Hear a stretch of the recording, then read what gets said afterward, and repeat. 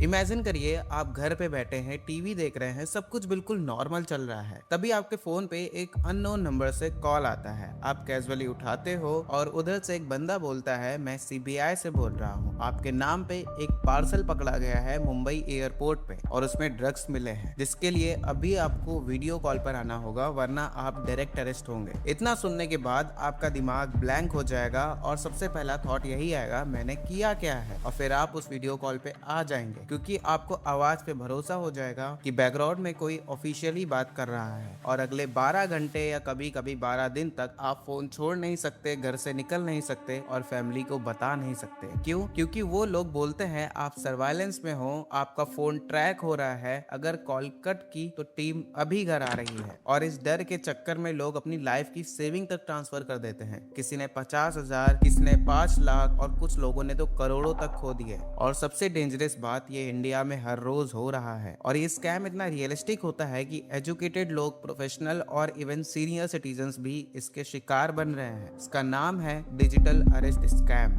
Digital arrest का मतलब होता है कोई आपको फोन या वीडियो कॉल पे पकड़ लेता है और आपको ऐसा फील कराता है कि आप रियल में अरेस्ट हो चुके हो। आप हिल नहीं सकते, बोल नहीं सकते, कुछ कर नहीं सकते। और ये तब तक चलता है जब तक आप उन्हें पैसा नहीं देते। ये लोग सिर्फ स्कैमर्स नहीं होते, ये लोग ट्रेंड मैनिपुलेटर होते हैं। साथ ही ये स्कैमर्स खुद को CBI officer, ED officer, narcotic bureau और कस्टम डिपार्टमेंट से बताते हैं, यानी कि जिनका नाम सुनते ही आपको डर लगने लगे। और ऐसा नहीं है कि सिर्फ बोलते हैं, बल्कि प्रूव भी करते हैं। ये लोग फेक एफआईआर दिखाते हैं, fake arrest warrant, fake government ID card, कभी कभी व्हाट्सएप पे और कभी लाइव वीडियो कॉल पर। यहाँ पे पूरी एक फिल्म शूट हो रही होती है, बस आप उस फिल्म में हीरो नहीं विक्टिम होते हैं। सुन के शौक लगेगा, लेकिन ये एक पूरी ऑर्गेनाइज क्राइम इंडस्ट्री है, जहाँ स्क्रिप्ट लिखी जाती है, रोल्स असाइन होते हैं और हर दिन नए विक्टिम्स टारगेट किए जाते हैं। और अब आते हैं नंबर्स पे। 2022 में इंडिया में 40,000 केसेस आए, वहीं 2023 में ये बढ़ के 60,000 हो गए और 2024 में 1,24,000 से ज्यादा केसेस रिपोर्ट किए गए। मतलब ये प्रॉब्लम रुक नहीं रही है, बल्कि एक्सप्लोड हो रही है। अकेले जनवरी 2024 से अक्टूबर 2024 के बीच इंडियंस ने 2100 करोड़ रुपए गवाए, वो भी सिर्फ डिजिटल अरेस्ट स्कैम में। वहीं टोटल फिगर की बात करें तो फरवरी 2025 तक लोगों ने अप्रोक्सीमेटली 2400 करोड़ रुपए गवाए हैं। और ये सिर्फ रिपोर्टेड केसेस हैं। कितने लोग तो डर के मारे चुप रहते हैं, शर्म की वजह से किसी से बताते नहीं हैं, या फिर इतने टूट जाते हैं कि कंप्लेन तक नहीं कर पाते। रियल नंबर शायद इससे भी कई गुना ज्यादा होगा। और अगर आपको लगता है कि स्कैमर सिर्फ अनएजुकेटेड लोगों को टारगेट करते हैं, तो रियलिटी बिल्कुल अपोजिट है। क्योंकि विक्टिम्स में डॉक्टर्स हैं, रिटायर्ड आईएएस ऑफिसर हैं और कुछ पुलिस ऑफिसर्स भी। मतलब नॉलेज भी यहाँ काम नहीं आ रही है। अब एक रियल केस सुनिए। डॉक्टर रुचिका टंडन, जो कि न्यूरोलॉजी प्रोफेसर हैं, उन्हें कॉल आया कि उनके सिम से 22 कंप्लेन फाइल हुई है। जिसके बाद फिर एक फेक सीबीआई ऑफिसर बोलता है कि वो मनी लॉन्ड्रिंग और ह्यूमन ट्रैफिकिंग के केस में इन्वॉल्व हैं।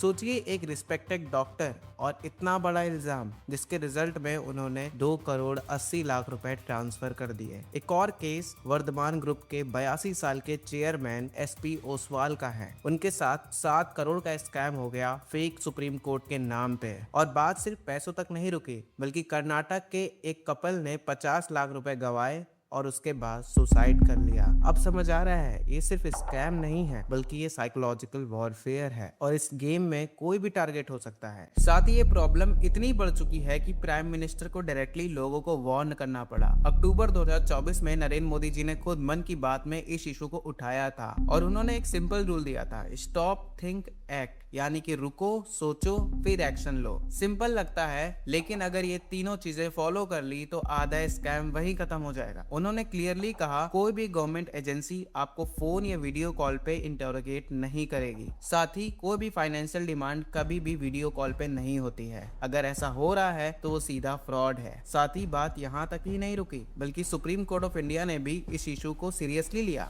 सुओ मोटू केस लिया गया, सेंट्रल ब्यूरो ऑफ इन्वेस्टिगेशन को बोला गया कि पैन इंडिया प्रोब चला और रिजर्व बैंक ऑफ इंडिया को डायरेक्शन दिया गया कि एआई और मशीन लर्निंग यूज करो ताकि सस्पिशियस मनी ट्रेल्स ट्रैक किए जा सके। मतलब सिस्टम एक्टिवेट हो चुका है और अगर आप तब भी विक्टिम हो जाते हो तो गवर्नमेंट ने एक डेडिकेटेड हेल्पलाइन नंबर भी दिया है 1930। यहाँ आप इंस्टेंटली साइबर फ्रॉड रिपोर्ट कर सकते हो और आप जितनी जल्दी रिपोर्ट करते हो उतना ज्यादा चांस होता है पैसा रिकवर होने का। और एंड में यही बोलूंगा कि डिजिटल इंडिया एक ड्रीम है, उस ड्रीम में बहुत कुछ अच्छा भी हो रहा है, जैसे कि पेमेंट इजी हुए, सर्विसेज ऑनलाइन आई और पूरी दुनिया लिटरली आपके हाथ में है। लेकिन उसी दुनिया के अंधेरे कोने में कुछ लोग बैठे हैं, म्यांमार में, कंबोडिया में और शायद आपके ही शहर में, जो इस डिजिटल रिवॉल्यूशन का यूज करके आपकी पूरी जिंदगी की सेविंग्स सिर्फ एक कॉल में खाली कर सकते हैं। तो याद रखिएगा, इन लोगों की ताकत उनकी इंटेलिजेंस नहीं है, इन लोगों की ताकत है आपका डर। जब आप घबराते हो और बिना सोचे फॉलो करते हो तो वो जीत जाते हैं, क्योंकि उनका पूरा बिजनेस मॉडल आपके डर पे चलता है। तो याद रखिएगा, डरिएगा मत, रुकिएगा, सोचिएगा